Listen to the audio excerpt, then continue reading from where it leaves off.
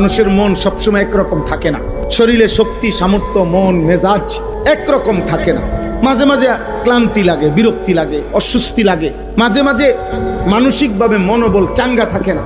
ঠিক আছে, সব হইতে পারে, ত্রুটি হইতে পারে, কমতি হইতে পারে, ভুল হইতে পারে, কিন্তু হৃদয় সবসময় আখিরাতের দিকে থাকতে হবে, আল্লাহর দিকে থাকতে হবে, কলিজার মধ্যে এটা থাকতে হবে। আমলের কম বেশি হোক, আমি আমার আল্লাহকে ছাড়বো না, আখিরাতকে ছাড়বো না।